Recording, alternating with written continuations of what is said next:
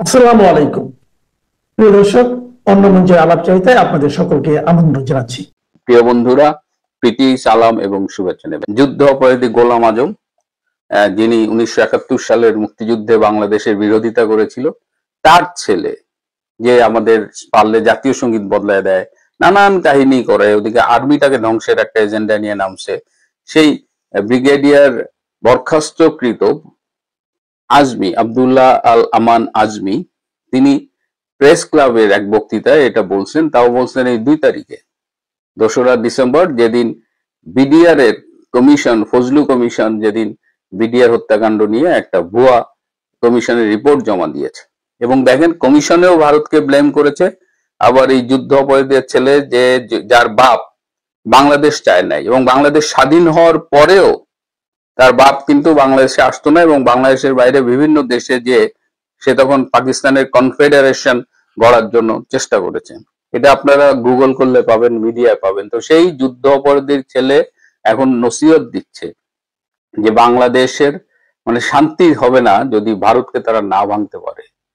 ভারতকে ভাঙবার সামর্থ্য কি এই গোলাম আজমের পুত্র বা এই রিটায়ার্ড কর্নেল হকদের আছে? আমি ভারতে আমার যে কন্ট্রাক্ট গুলো আছে, যারা পলিটিক্যাল অ্যানালিস্ট বা এই জিও পলিটিক্স নিয়ে ভাবে, তাদের কয়েকজনের সাথে আজকে এটা নিয়ে কথা বলেছি। এবং যারা আমাকে ভিডিও পাঠিয়েছে তাদের মধ্যে কেউ কেউ বলেছে যে স্যার, এটা আপনি একটু ভারতের কাউকে পাঠান। তো তারা জানে না যে আমি পাওয়ার আগে এটা ভারতের অনেকেই পেয়ে গেছে। ভারতের কিছু গণমাধ্যম এটি নিয়ে সংবাদ পরিবেশন করেছে। কিন্তু আমি যখন এই এক্সপার্টদের সাথে কথা বলেছি, তারা আমাকে পাল্টা প্রশ্ন করেছে, এই আজমিটা কে? তখন আমি বলেছি যে এরকম আমাদের শীর্ষ যুদ্ধ অপরাধী গোলাম আজমের পুত্র। তখন বলেছে আমি এটা জানতে চাই না, আমরা আসলে জানতে চাই যে তিনি বাংলাদেশ সরকারের কি বা রাষ্ট্রের কোন পদে আছেন। তা বললাম কিচ্ছু না, সে এরকম শেখ হাসিনা সরকারের একটা দীর্ঘ সময় সে দাবি করে সে কোথায় গুম আয়না ঘরে আটক ছিল, কিন্তু এখন অনেকেই বলছে সে তুরস্কে ছিল, কেউ বলে সে পাকিস্তানে ছিল, কেউ বলে পাকিস্তান হাইকমিশনে ছিল, নানান রকমের তাকে নিয়ে একটা বিতর্ক আছে। তো বললো যে দেখেন, সরকারের কেউ না, রাষ্ট্রের কেউ না, এরকম একটা লোক ভারত বিরোধী কথা বললো, আর আপনি কি ধারণা করেন যে ভারত অমনি ঝাঁপিয়ে পড়বে তার সেই কথার পরিপ্রেক্ষিতে? আমি এই কর্নেল রিটায়ার্ড হকের কথা বললাম। তো বলছে হ্যাঁ, এটা একটা রিটায়ার্ড আর্মি অফিসারদের ওয়েলফেয়ার অর্গানাইজেশন, তার প্রেসিডেন্ট তিনি কথা বলেছেন, বাট এটা তো রাষ্ট্রেরও না, সরকারেরও না। এমনকি ডক্টর ইউনূস দায়িত্ব নেওয়ার আগে কিংবা পরবর্তীতে চায়না গিয়েও তিনি এই 7 সিস্টার্স নিয়ে আপত্তিকর কথা বলেছিল, কিন্তু পরবর্তীতে কিন্তু বাংলাদেশের পক্ষ থেকে যথেষ্ট পারলে মাপ চাওয়ার মতো অবস্থা ছিল। তারা কিন্তু ওই জায়গাটা স্ট্যান্ড করেনি। আপনাকে বুঝতে হবে যে ভারত পৃথিবীর বৃহত্তম গণতান্ত্রিক দেশ। তো এখন আপনার বাসার সামনে এসে কেউ যদি আপনাকে গালাগালি করে, ধরেন একটা পাগল বা মানসিকভাবে অসুস্থ একটা মানুষ আপনার সামনে যদি গালাগালি করে, আপনি কি অমনি তাকে তেড়ে যাবেন?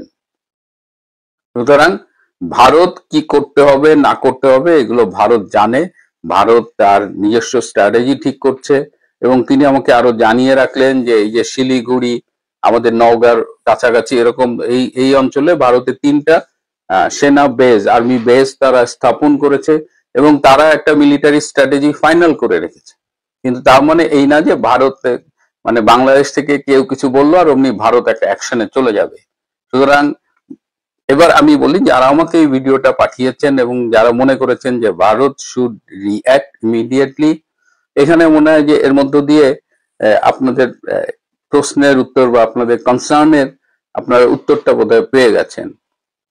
আজমির মতো ফাউল কোথায় কি বলল, তার জন্য ভারতের মতো বৃহত্তম গণতন্ত্রের দেশ রিঅ্যাক্ট করবে না। আজমিকে নিয়ে আমি এর আগেও একটা ভিডিও করেছি। এই আজমির ব্যক্তিগত অবস্থা, তার সেনাবাহিনীতে ঢোকা, এই সব কিছুর অনেক তথ্য আমার কাছে আছে, পরে একদিন কথা বলবো। সুতরাং এইসব ছাগল পাগলদের নিয়ে, এইসব ছাগুদের নিয়ে তারা আসলে পাগল হয়ে গেছে বলতে গেলে। হ্যাঁ, 71-এর জ্বালা। দেখেন, এটা 2025 সালের ডিসেম্বর মাস। এই ডিসেম্বর মাসে আবার ওদের আবার বেশি একটু বায়ু চড়ে মাথায়। ডিসেম্বর মাস আসলে ওরা হুঁশে থাকে না। সব ডিসেম্বরে দেখছি যে তারা ওই পাগলা কুত্তার মতো আচরণ করে। সুতরাং এটা নিয়ে মোটেও চিন্তা করার কিছু নাই। Bharat knows what to do and went to do, তারা কি করবে। এবং এই সেভেন সিস্টার, একটা ছোট্ট ইনফরমেশন দিই যে নাগার থেকে একজন নায়িকাকে তারা বলিউডে নিয়ে আসতেছে। এর আগে নেপাল থেকে তারা মনীষা কৈরালাকে নিয়ে আসছিল। তো বলিউডে যখন নাগার একজন মেয়ে নায়িকা হবে তখন কিন্তু নাগা নিয়ে অনেক আলোচনা হবে। আর বাংলাদেশ, ভারত, মিয়ানমার এর যে সীমান্ত এলাকা, সেখানে কিন্তু ভারত রেগুলার সার্জিক্যাল স্ট্রাইক করছে এবং ওইখানে বেশ কিছু জঙ্গি এবং বিচ্ছিন্নতাবাদী তৎপরতা ছিল। প্রায়ই সেখানে মানে হতাহতের ঘটনা ঘটছে। এগুলো মেইন মিডিয়া আসছে না, কিন্তু ঘটনাগুলো ঘটছে। সুতরাং যারা টেনশন করছেন, এই যে আজমি টাজমি, এদের কথা নিয়ে মাইন্ড করেন না আর কি। এদের ব্যবস্থা সময় মতো হবে। এরা সাময়িকভাবে একটু সুযোগ পাইছে, জীবনের মানে জন্মের মতো লাফালাফি করে নিচ্ছে আর কি, but it will be taken care of. খেলা তো রীতিমতো জমে উঠেছে। আমাদের এপারে যেমন প্রস্তুতি হচ্ছে, ওপারেও শুনলাম প্রস্তুতি হচ্ছে। তো ওপারে প্রস্তুতি কে নিচ্ছেন একজন রিটায়ার্ড ব্রিগেডিয়ার জেনারেল আজমি। তিনি একটা খবর করেছেন যে, মানে প্রেস কনফারেন্স করেছেন জাতীয় প্রেস ক্লাবে, যে সেভেন সিস্টার দখলে নিয়ে আলাদা রাজ্য গঠন করবেন, না হলে ভারত ভাঙা না হলে তার শান্তি হবে না। তা আমরা তো আমন্ত্রণ জানাচ্ছি ভাই, আপনারা একবার আসেন, পদধূলি দেন একবার। ওখানে বসে প্রেস কনফারেন্স করে চিল্লিয়ে লাভ কি? তবে আধা ভারতবাসী কিন্তু বলছে ওই খতনার পর যেটা পড়ে থাকে বাকি অংশটুকু, সেই অংশটুকু কেটে যদি ফেলে দেয় এখানে, তারপরে যদি ফিরিয়ে দেয়, তাহলে পরে কিন্তু সমস্ত জীবন নষ্ট, সব নষ্ট। সুতরাং ওটাকে বাধা ফাধা দিয়ে আসবেন যারা এই সমস্ত স্বপ্ন দেখছেন। বলে আমরা এই সমস্ত নিয়ে চিন্তিত নই, বরং বুঝতে পারছি যে ভয়টা খুব ভালো মতো ধরেছে। আর এসব করে কি হচ্ছে জানেন তো, যদিও বা একটুখানি দেরি ফেরি হতো, তাও আর দেরি ফেরি হবে না। এবারে তো একদম নিশ্চিত হ্যাপি হোলি তো হবেই, হ্যাপি হোলি তো হবেই। আচ্ছা, যাই হোক, আজকে অন্য খবরে ফিরে, সেটা হচ্ছে আজকে পুতিন ফিরে আসছেন এখানে। সারা বিশ্বের চোখ এখন পুতিনের দিকে, এই দুই রাষ্ট্র নেতার বৈঠকের দিকে। তাদের মধ্যে আছে হচ্ছে আমেরিকা এবং ইউরোপিয়ান ইউনিয়ন।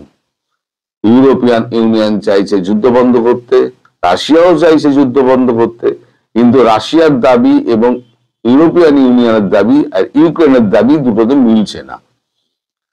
7 দিন বৈঠকের শেষে কিন্তু 5-7 দিন বৈঠকের শেষে কিন্তু কোনো সমাধান সূত্র মেলেনি, দুপক্ষ নিরাশ হয়ে ফিরে গেছে। পুতিন নিজে বসেছিলেন ওই বৈঠকে, সে খবরও আমি বলবো। আমাদের কাগজে দুটো খবরই বেরিয়েছে। এখন এই যে পুতিন আজকে আসছেন, পুতিন আসার পরেতে আপনারা শুধু বডি ল্যাঙ্গুয়েজ দেখবেন। কূটনীতিতে কিন্তু এগুলো প্রত্যেকটা জিনিস মাপা হয়। এই কে কিভাবে হ্যান্ডশেক করলো, কে কতটা জড়িয়ে ধরলো, কতটা চেপে জড়িয়ে ধরলো, তাদের মুখে ভঙ্গি কি ছিল, হাসি কতটুকু ছিল, প্রাণ খোলা হাসি ছিল নাকি একটা দেখানো হাসি ছিল, প্রত্যেকটা জিনিস কিন্তু কূটনীতিতে গোনা হয়। আপনারাও গুনুন, ছবি তো আপনারা পাবেন, আপনারাও ভিডিও দেখলে পরে আপনারাও দেখবেন যে এই যে হৃদ্রতা, সেটা ওই বৈঠকের আগে প্লেন থেকে যখন উনি নামবেন, তারপরে যখন দেখা হবে মোদিজির সঙ্গে, সেই হৃদ্রতার ছবিটুকু দেখবেন, তারে বুঝে যাবেন কূটনৈতিক ব্যাপারটা কোন দিকে এগোচ্ছে। আমেরিকা ইউরোপ যাই বলুক না কেন, যা করবেন মোদিজি করবেন এবং রাশিয়ান প্রেসিডেন্ট ভ্লাদিমির পুতিন করবেন। আমাদের এখানে একটা খবর বেরিয়েছে, আজ আসছেন পুতিন, পাখির চোখ বাণিজ্য। আমাদের এখানে খবর বেরিয়েছে একটা, এইটা আমি খবরটা পড়ছি, কারণ আমার তো এখানে ওঠে না, আমি তুলতে পারি না, এখনো শিখতে পারিনি, আমি একটা গাধা মানুষ, আমার দ্বারা এই সমস্ত হবে না। আমি কনভেনশনাল পদ্ধতিতেই আমি করে যাব, আপনারা শুধু শুনুন। প্রধানমন্ত্রী নরেন্দ্র মোদীর আমন্ত্রণে ভারত রাশিয়া বার্ষিক শীর্ষ সম্মেলনে যোগ দিতে আগামীকাল, মানে গতকাল লেখা হয়েছে তাই বলছো, আগামীকাল দিল্লি আসছেন পুতিন। সূত্রের খবর, বৃহস্পতিবার সন্ধ্যায় প্রধানমন্ত্রী নরেন্দ্র মোদীর সঙ্গে নৈশভোজে অংশ নেবেন পুতিন। পরের দিন রাষ্ট্রপতি ভবনে তাকে আনুষ্ঠানিক অভ্যর্থনা দেওয়া হবে। প্রত্যাশা মাফিক পুতিনের সফরের আগে ইতিবাচক আবহাওয়া তৈরি করতে ভারতের সঙ্গে একটি গুরুত্বপূর্ণ সামরিক চুক্তিতে অনুমোদন দিয়ে রাখলো রুশ পার্লামেন্টের নিম্নকক্ষ স্টেট ডুমা। দু দেশের মধ্যে লজিস্টিক বা রসদ ভিত্তিক সাহায্যের আদান প্রদানের জন্য গত ফেব্রুয়ারিতে দিল্লি এবং রাশিয়ার মধ্যে একটি চুক্তি হয়। চুক্তির নাম reciprocal exchange of logistic support. এইটা মাথায় রাখবেন, সংক্ষেপে RILOS। দু দেশের মধ্যে এই রেসিপ্রোকাল এক্সচেঞ্জ অব লজিস্টিক, এটা নিয়ে পরে বলবো এই জিনিসটা কি। দু দেশের মধ্যে সামরিক সহযোগিতার দিক দিয়ে এই চুক্তিটি যথেষ্ট গুরুত্বপূর্ণ। গত সপ্তাহে এই চুক্তিটি অনুমোদনের জন্য রুশ পার্লামেন্টের নিম্নকক্ষে পাঠান সে দেশের প্রধানমন্ত্রী মিখাইল মিশুস্তিন। মঙ্গলবার তাদের সবুজ সংকেত দিয়েছে নিম্নকক্ষ। স্টেট ডুমার স্পিকার ভ্লাদিস্লাভ ভ্লাদিমির বলেন, ভারতের সঙ্গে আমাদের কৌশলগত এবং সার্বিক সম্পর্ক রয়েছে। আমরা এই সম্পর্কের কদর করি। এই চুক্তির অনুমোদন পারস্পরিক সহযোগিতার জন্য এবং আমাদের সম্পর্কের আরো দৃঢ় করবে বলে আমি বিশ্বাস করি। এবার শুনুন নয়াদিল্লির বক্তব্য। বার্ষিক শীর্ষ সম্মেলনে দু দেশের মধ্যে সামরিক কোনো চুক্তি সই বা তা নিয়ে কোনো কিছুই ঘোষণা করা হবে না, যেটা আমি পোস্টে তুলে দিয়েছি। তার মানে যা থাকবে কি চুক্তির মধ্যে তা কিন্তু দু দেশের মধ্যে সীমাবদ্ধ থাকবে, তা নিয়ে প্রকাশ্যে কিছু বলা হবে না, কোনো দেশ কিছু বলবে না। এবার যে যার মতো আন্দাজ করুক কি হচ্ছে না হচ্ছে। তবে সামরিক চুক্তি, বেসামরিক চুক্তির মধ্যে যা রয়েছে, বেসামরিক চুক্তি মানে পরমাণু চুল্লি ফুল্লি, তারপরে তো আপনার ডুবোজাহাজ এগুলো হচ্ছে বেসামরিক চুক্তি। তার একটু লাইটটা একটুখানি বাড়িয়ে নিই, 1 মিনিট ধরুন, আপনার লাইটটা একটু বাড়িয়ে দিই।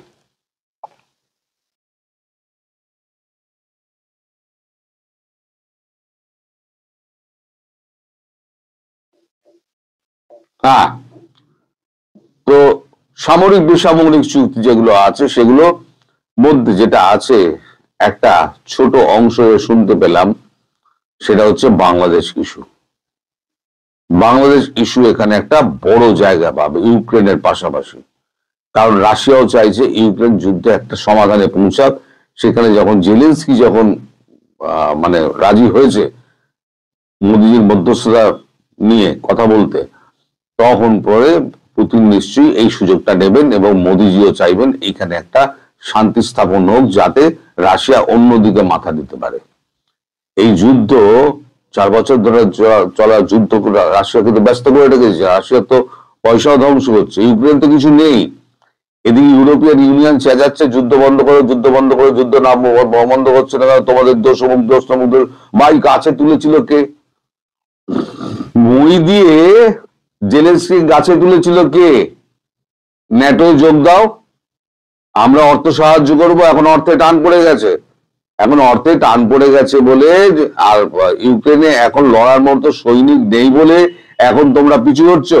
এখন বলছো এখন শান্তির জন্য এখন ইউক্রেন আর এই রাশিয়া আর ভারতকে দরকার। আর ভারত আপনাদের ফুয়েলিং করছে কি না, ফুয়েল কিনে।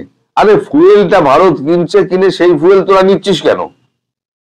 তোরা যদি না নিস, ইউরোপিয়ান ইউনিয়ন আমেরিকা যদি ফুয়েল না নেয়, তাহলে পরে ভারতের পর্যাপ্ত ফুয়েল যদি হয়ে যায়, ভারত আর কিনে কি করবে?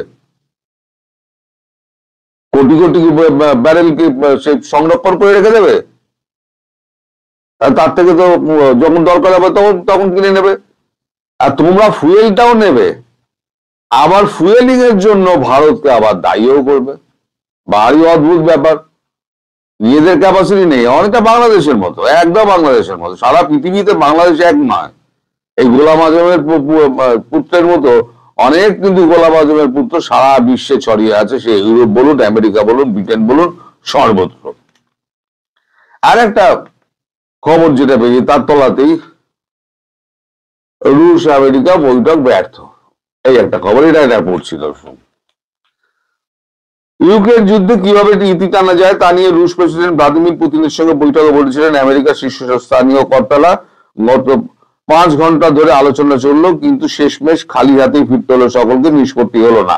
বৈঠকে বসেছিল ক্রেমলিনে আমেরিকান প্রেসিডেন্ট ডোনাল্ড ট্রাম্পের পক্ষ থেকে উপস্থিত ছিলেন তার জামাই জ্যারেড কুশনার, বিশেষ দূত স্টিভ উইটকফ। ওপক্ষে ছিলেন খোদ পুতিন। প্রায় 1 সপ্তাহ ধরে গভীরভাবে কূটনৈতিক আলোচনার পরে মুখোমুখি বৈঠকে বসা ট্রাম্প প্রশাসনের অন্যতম প্রয়াস ছিল রাশিয়া ইউক্রেন যুদ্ধ বন্ধ করা, যদিও সাফল্য এলো না। বৈঠক শেষে রুশ বিদেশ নীতি উপদেষ্টা তথা পুতিনের অন্যতম ঘনিষ্ঠ সহকারী ইউবি উশাকোভ বলেছেন, খুবই গঠনমূলক এবং গুরুত্বপূর্ণ আলোচনা হয়েছে, কিন্তু সমঝোতা করার পর পাওয়া গেল না। তিনি জানিয়েছেন, এই বৈঠক ব্যর্থ হলে শান্তির পথ খোঁজা হবে। রাশিয়ার 2টি দাবি করেছে। এক, ইউক্রেনকে আনুষ্ঠানিকভাবে ঘোষণা করতে হবে তারা পশ্চিমী সামরিক জোট ন্যাটোয় যোগ দেবে না। 2, পূর্ব ইউক্রেনের ডনবাস এলাকা রাশিয়া ছেড়ে দেবে না। রাশিয়া অঞ্চলটিকে দখল করে সেখানে নির্বাচনে সেরে ফেলেছে। তার মানে এই আপনার এই দুটো যে আছে ডনবাস, ওটা ছাড়তে হবে, ছাড়বে না রাশিয়া বলছে। আর ইউক্রেনকে এই ন্যাটো থেকে সরে আসতে হবে। কিন্তু জেলেনস্কি এখনো একবারও বলেছে না, আমি ন্যাটোর সঙ্গে যোগ দেবো না। আমার ঘাড়ের কাছে এইরকম যদি গোলাম আজমি ছেলের মতো, এই যে ব্রিগেডিয়ার আজমি, সেই যদি নিঃশ্বাস ফেলতে থাকে আমি 7 সিস্টার দখল করে নেবো, তাহলে ভারতবর্ষ যেমন রিয়াক্ট করবে হ্যাপি দিওয়ালি করে, তেমন তো রাশিয়াও করবে। আপনার পাশের বাড়িতে হলে আপনিও করতেন, তার দোষ আপনি কাকে দেবেন? দোষ কাকে দেবেন আপনি? এখন এই নিয়ে চলছে চুলচেরা বিচার বিশ্লেষণ, এবং সমস্ত দোষ ভারতবর্ষের ঘাড়ে ঠেলে দিয়েছে ইউরোপিয়ান ইউনিয়ন এবং আমেরিকা, ব্রিটেন সব, যে ভারত ফিলিং করছে। ভারত বলছে থোড়ি কেয়ার করি আমি, তোদের যা বলার তুই বলে যা, আমার যা যা করার আমি করে যাবো। আমি অস্ত্র চুক্তি আমার সঙ্গে যা যা হয়েছে আমেরিকার সঙ্গে হয়েছে, তোদের সঙ্গে কোনো অস্ত্র চুক্তি হয়নি। ফ্রান্সের সঙ্গে আমার আলাদা চুক্তি হয়েছে, রাফেল নিয়ে চুক্তি হয়েছে, জার্মানির সঙ্গে টেকনোলজি নিয়ে চুক্তি হয়েছে। তার চুক্তিগুলো বাতিল কর না, যদি ক্ষমতা থাকে চুক্তিগুলো বাতিল কর। ফ্রান্সের রাগ হচ্ছে, ম্যাক্রোর রাগ হচ্ছে যে SU-57 আমরা যেটা রাশিয়া থেকে নিচ্ছি, SU-57 তাদের কাছ থেকে রাফালের বদলে SU-57 নিচ্ছি কেন? আরে তোকে যে রাফালে 5 স্কোয়াড্রনের অর্ডার দেওয়া হয়েছে, সেই 5 স্কোয়াড্রন দিতে তুই তো বলেছিস আমার 6 বছর সময় লেগে যাবে। তাহলে ওই 6 বছরের জন্য কি আমি আবার বসে থাকবো? আমার আরো 5 স্কোয়াড্রন 10 স্কোয়াড্রন যদি আমার SU-57 লাগে, তাহলে তো আমি অন্য দেশের কাছে যাব যে তাদেরকে ভাগ করে দাও। তাছাড়া এত বছর ধরে আমরা রাশিয়ান সমস্ত অস্ত্র ব্যবহার করে এসেছি। 71 সালের পর থেকে আগে থেকে আমরা যখন বলছি আমেরিকা অস্ত্র দাও, আমাদের তো অস্ত্র দেন না আপনারা, তখন তো আর কেউ অস্ত্র দেয়নি। তখন তো বাধ্য হয়ে আমরা রাশিয়ার কাছ থেকে নিয়েছি, রাশিয়া অস্ত্র দিয়েছে। সেই অস্ত্রের মেনটেনেন্স তো চাই, পার্টস গুলো পাবো কোথায়? মাল রাশিয়ার, পার্টস পাবো কোথায়? আমার রাশিয়াতে যেতে হবে। সুতরাং এই সমস্ত অনেক ঝামেলা আছে। এই যারা এই গোলাবাজারে ছেলের মধ্যে যারা এই সমস্ত বলে বেড়ায় না, তারা আসলটা ভাবে না যে আমার দোষ কতটা। এই যে বাংলাদেশ নিজেরা বিচার করেছে আমার দোষ কতটা। এই যে আপনারা বারবার বলেন না যে ভারত কেন সাহায্য পাঠাচ্ছে, আমি এতদিন আপনাদের বলিনি, আজকে বলি সাহায্য কেন পাঠাচ্ছিল। ইতিহাসে লেখা থাকবে, ধৈর্যশীল একটা দেশ, তার বিরুদ্ধে এত কিছু অপপ্রচার করা সত্ত্বেও সে কিন্তু সাহায্যের হাত বাড়িয়ে গিয়েছে। যখন একেবারে অপারগ হয়েছে তখন সে আক্রমণ করতে বাধ্য হয়েছে। যেমন পৃথিবীর কাছে মেসেজ গেল, তেমনি ইতিহাস যখন 50 বছর বাদে লেখা হবে যে বিশ্বযুদ্ধ স্বাধীনতা যুদ্ধের পর ভারত স্বাধীনতা এনে দিল, সেই যুদ্ধ করে পাকিস্তানের সঙ্গে, সেই পাকিস্তানের সঙ্গে যুদ্ধ করার স্বাধীনতা এনে দেওয়া দেশটাকে আবার আক্রমণ করলো কেন? যখন ইতিহাসটা যখন ঘাঁটা হবে না গুগলে, তখন এই সমস্ত কিছু লেখা থাকবে সেখানে। রিসার্চ যখন হবে তখন এগুলো সমস্ত লেখা থাকবে। ভারত এতদিন অব্দি 1.5 বছরের ওপর ধরে ভারত সাহায্য করে গেছে, যখন দেখেছে একেবারেই হবে না, আঙুল বেঁকাতে হবে, শেখ হাসিনা যেটা বলেছিলেন সোজা আঙুলে ঘি উঠবে না, আঙুল বেঁকাতে হবে, সুতরাং এখন আঙুল বেঁকানোর সময় হয়েছে, তাহলে হয়ে যাবে হ্যাপি দিওয়ালি। চলো আজকালের মধ্যেই শুরু হয়ে যাবে হ্যাপি দিওয়ালি, আপনারা নিশ্চিন্ত থাকুন। যারা যারা বলছেন না যে এই যুদ্ধ হবে না, এই যুদ্ধের দিকে আরো ঠেলে দিচ্ছে এই ব্রিগেডিয়ার আজমির মতো লোকেরা। তারা ভারতকে বাংলাদেশকে তারা খন্ড খন্ড করেই ছাড়বে, ঠিক করে নিয়েছে। তো আপনি ভেবে কি করবেন আর আমি ভেবে কি করব, আর ভারতবর্ষের মোদী ভেবে কি করবে? কাল যখন ওই খবরটা আসে, কেজিবির খবরটা যখন আসে, তড়ি করি রাত্রিবেলা আমাদের এখানে একটা মিটিং হয়, কিচেন ক্যাবিনেট মিটিং হয়, তারপরে সেই কিচেন ক্যাবিনেট সোজা গিয়ে প্রধানমন্ত্রীকে রাত্রিবেলা 12:30টার সময় প্রধানমন্ত্রীকে ব্রিফ করেন, এবং প্রধানমন্ত্রী তারপর রাত্রি 8টার সময় 3 জন ডিফেন্সের কর্তা এবং তার যে সিডিএস আছেন, চিফ অফ ডিফেন্স স্টাফ, তাদেরকে ডেকে পাঠান, তাদেরকে ডেকে পাঠিয়ে যা বলার বলে দিয়েছেন। এবার তাদের উপর নির্ভর করছে কবে কি করবে না করবে।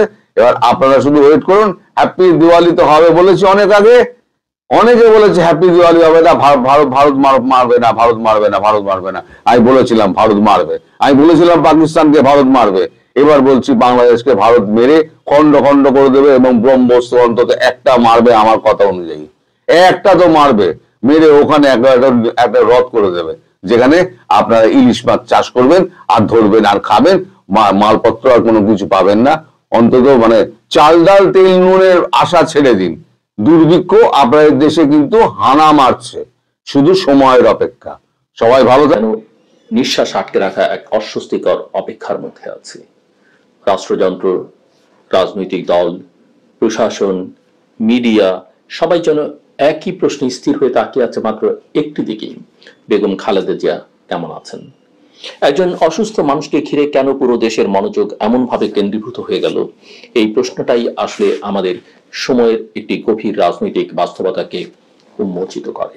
খালেদা জিয়া কেবল একজন প্রবীণ নেত্রী নন, গত 1 বছরের বিশেষত 5 আগস্টের নাটকীয় রাজনৈতিক ধাক্কার পর তিনি হয়ে উঠেছেন এক ধরনের সর্বজন গ্রাহ্য রাজনৈতিক প্রতীক।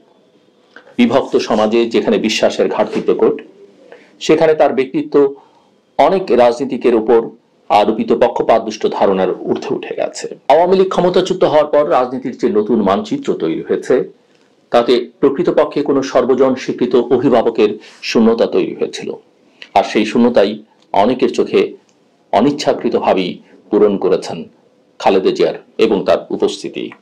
এই কারণেই হয়তো তার অসুস্থতা নিছক পারিবারিক বা দলীয় উদ্বেগের মধ্যে সীমাবদ্ধ নেই, এটি রাষ্ট্রীয় উদ্বেগে পরিণত হয়েছে।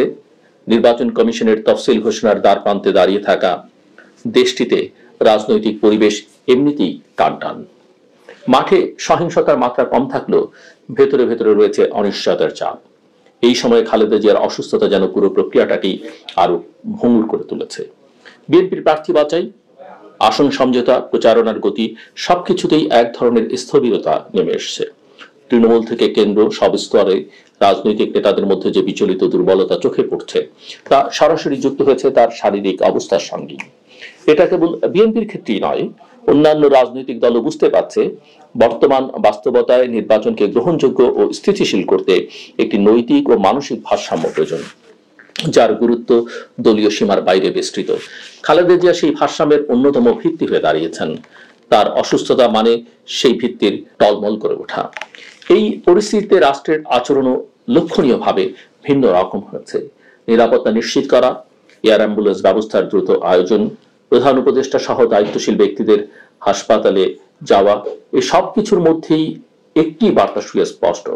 রাষ্ট্র এই মুহূর্তে জানে এই মানুষটি কেবল একজন রাজনৈতিক নেত্রী নন, অস্থির রাজনীতির ভেতরে একটি স্থিতিশীলতার প্রতীক। বেগম খালেদা জিয়ার শারীরিক অবস্থার জটিলতা বহুমাত্রিক। বয়সজনিত সীমাবদ্ধতার সঙ্গে দীর্ঘদিনের হৃদরোগ, কিডনির সমস্যা সহ নানা জটিলতা যুক্ত হয়েছে। সাম্প্রতিক ফুসফুস সংক্রমণ সংক্রান্ত পরিস্থিতিকে আরো কঠিন করে তুলেছে। চিকিৎসার জন্য লন্ডনে নেওয়ার সিদ্ধান্ত ব্যক্তি চিকিৎসাগত বাস্তবতারই একটা স্বীকৃতি, কিন্তু রাজনৈতিক বাস্তবতায় এর গুরুত্ব আরো বিস্তৃত। খালেদা জিয়া যদি দেশে না থাকেন, নির্বাচনী রাজনীতির মানসিক ভারসাম্য এক বড় ধাক্কা খাবে। বিএনপির রাজনীতিতে তখন পুরো ভার এসে পড়বে তারেক রহমানের উপর। তিনি কার্যত দল পরিচালনা করলেও মাঠের রাজনীতিতে তার সরাসরি অনুপস্থিতি একটি শূন্যতা তৈরি করে রেখেছে। এই শূন্যতাকে অনেকেই প্রশ্ন ও অপপ্রচারের ক্ষেত্র বানাতে প্রস্তুত। এখানেই খালেদা জিয়ার উপস্থিতির গুরুত্ব রাজনৈতিক রসায়নের রূপ নেয়। তিনি দেশে থাকলে অথবা অন্তত রাজনীতির কেন্দ্রবিন্দুতে সক্রিয় থাকলে তারেক রহমানের অনুপস্থিতিতে কৌশলগত সমস্যা হিসেবে বড় হয়ে ওঠে না। কিন্তু তিনি বিদেশে চিকিৎসাধীন থাকলে রাজনৈতিক ভারসাম্য নতুন করে ঝুঁকির মুখে পড়তে পারে। সরকারকেও তখন আরো সতর্ক হতে হবে, কারণ বর্তমান ট্রানজিশনাল ব্যবস্থার সামাজিক গ্রহণযোগ্যতা অনেকটাই নির্ভর করছে রাজনৈতিক ঐকমত্যের ন্যূনতম অস্তিত্বের উপর। এই সময় সমাজের ভেতরের প্রতিক্রিয়াও তাৎপর্যপূর্ণ। আওয়ামী লীগের সমর্থক ব্লক বাদ দিলে সাধারণ মানুষের বড় অংশই খালেদা জিয়ার দ্রুত আরোগ্য কামনা করছে। এটি নিছক ব্যক্তিগত সহানুভূতি নয়, বরং রাজনৈতিক নিরাপত্তা বোধের এক ধরনের সামাজিক প্রকাশ। মানুষ অনুভব করছে এই অস্থির সময়ে একজন গ্রহণযোগ্য অভিভাবক দরকার, যিনি ক্ষমতার খেলোয়াড় নন, বরং রাজনীতিকে সীমার ভেতরে রাখার নৈতিক মাপকাঠি হয়ে থাকতে পারেন। আমি ব্যক্তিগত অভিজ্ঞতায় যেটা দেখেছি, বেগম জিয়া অত্যন্ত দৃঢ়, সংযত এবং আলোচনা প্রবণ একজন রাজনীতিক।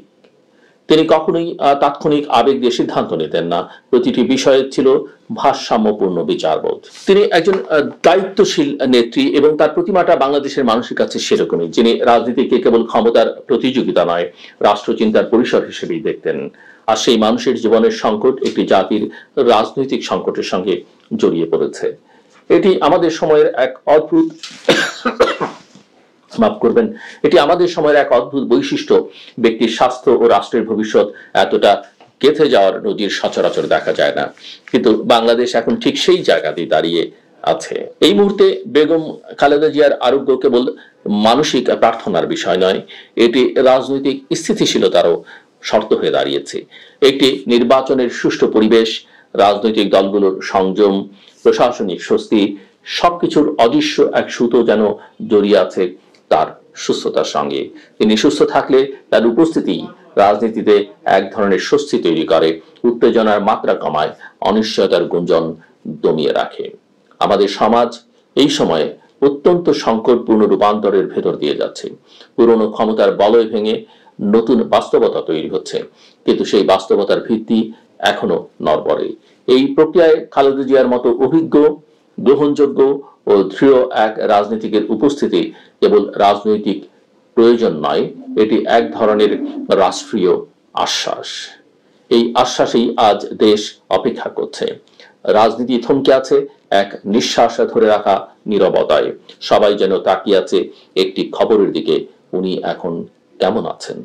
এই প্রশ্নের উত্তর বাণী কেবল একটি পরিবারের স্বস্তি নয়, বরং দেশের রাজনৈতিক ভবিষ্যৎ নিয়ে মানুষের গভীর আশঙ্কার সাময়িক মুক্তি। আমি এবং আমরা সবাই দোয়া করি তিনি সুস্থ হয়ে ফিরে আসুন, কারণ ব্যক্তিগতভাবে তার সামনে যেমন এখনো অসমাপ্ত জীবন ও কাজ পড়ে আছে, তেমনি রাষ্ট্রীয় বাস্তবতা তার প্রয়োজন এখনো শেষ হয়ে যায়নি। বাংলাদেশের এই নড়বড়ে সময়ে তার মতো ব্যক্তিত্বের উপস্থিতি নিঃশব্দে বড় রকমের স্থিতি এনে দিতে পারে, যেটুকু স্থিতি ছাড়া কোনো নির্বাচন, কোনো গণতান্ত্রিক রূপান্তরই শেষ পর্যন্ত টেকসই হতে পারে না। আমার কথা শুনবার জন্য অসংখ্য ধন্যবাদ আপনাদের সবার।